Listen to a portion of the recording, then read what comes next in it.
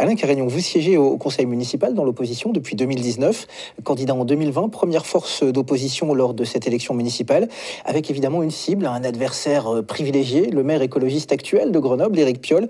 Vous ne manquez jamais de mots suffisamment durs pour décrire son action. S'il fallait retenir une chose, une mesure, une action de ces 2 mandats d'Éric Piolle, laquelle serait-ce?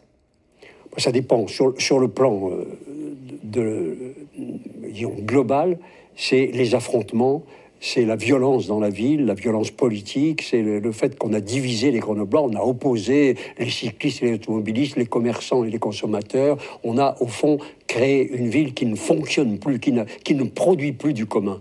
Notre objectif avec Réconcilier Grenoble, c'est justement d'incarner cette diversité, cette capacité de dialogue avec tous les Grenoblois, quels qu'ils soient, pour à nouveau construire ensemble et recréer le débat.